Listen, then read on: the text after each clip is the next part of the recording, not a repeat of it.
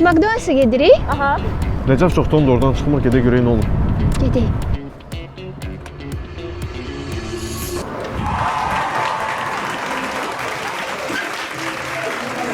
Bu nədir? Məni görəndə bu qədər sevinən olmamışdı. Bir dəqiqə.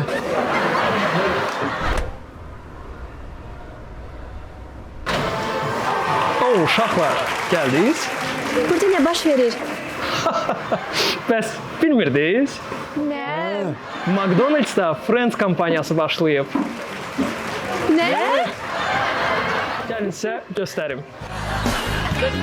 Yeni oyuncaq kolleksiyası, fincanlar, köynəklər əldə edə bilərsiniz.